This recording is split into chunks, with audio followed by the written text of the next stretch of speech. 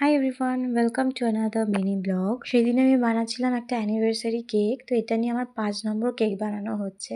জানি না তোমাদের এই ভিডিওটা ভালো লাগবে কি না। তো এখানে আমি চকলেট কেক বানাচ্ছিলাম। তো আমি ভেবেছি স্কোয়ার শেপ দেবো। তো আমার কাছে স্কোয়ার শেপের মোল্ড নেই।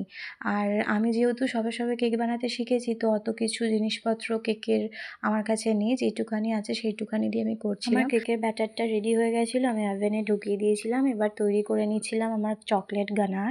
এবার গানাশ তৈরি করার জন্য তো চকলেট দরকার। এখানে হোয়াইট চকলেট, ডার্ক চকলেট দুটোই ইউজ করতে হয়, কিন্তু আমি সেদিন শুধু ডার্ক চকলেট ইউজ করেছি। ডার্ক চকলেটের সাথে আর ফ্রেশ ক্রিম দিয়েছিলাম, আমুল ফ্রেশ ক্রিম। এখানে আমি ডাবল বয়লারেই আমি গানাশটা তৈরি করছিলাম। এটা গ্যাসে একেবারে ডাইরেক্ট বসেও করা যায়, কিন্তু ব্যাপারটা হচ্ছে চকলেটটা অনেক সময় পুড়ে যায়। টেম্পারেচার কীভাবে রাখবে না বুঝতে পারা যায় না।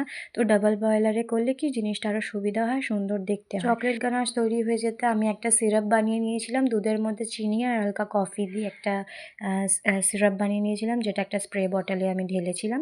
তারপরে বানিয়ে নিয়েছিলাম আমার ক্রিম, যেটা আমি কেকের মধ্যে দেবো। এবার বানাতে শুরু করেছিলাম আমার কেক। এবার কেকের শেপটা দেখলে হাসবে না, কারণ ওটা হার্ট শেপ ছিল।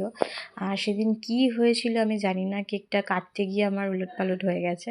তো কেকটা এমনি হয়েছিল কাটিংটা। তো আর আমার কাছে যে নিচের যে বোর্ডটা ছিল সেটাও ছোট, আর বড় সাইজের বোর্ড হলে বেশি বড় হয়ে যাচ্ছিল। তো শেপটা ঠিকভাবে আনতে পারছিলাম না, তাই এমনি টাইপের শেপ আমি করে দিয়েছি।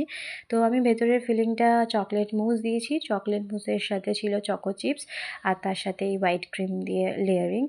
আর এখানে আমি ক্রাম কোট করে নিয়েছিলাম সব চকলেট এগুলো দেওয়ার পরে। তো আমি ভেবেছিলাম থার্ড লেয়ারটা দেবো না, ওটা মিডিলে দেওয়ার কথা ছিল, ভুলবশত আমি উপরে দিয়ে ফেলেছিলাম। আর সেই দিনে খুব তাড়াতাড়ি করে কেকটা বানাচ্ছিলাম। তো ওর জন্য আমি ভাবলাম যে ঘরের মানুষই খাবে, তো কিছু করার নেই। তো যা হোক করে বানিয়ে দিয়েছি। আর দুপুরবেলা বানাতে শুরু করেছি, আর 4টে-5টার মধ্যে বানানো শেষ হয়ে গেছিলো। এখানে আমি আবার কালার দিয়েছিলাম ল্যাভেন্ডার কালার, আর যেহেতু ল্যাভেন্ডার থিমেই আমি কেকটা বানাতে চেয়েছিলাম।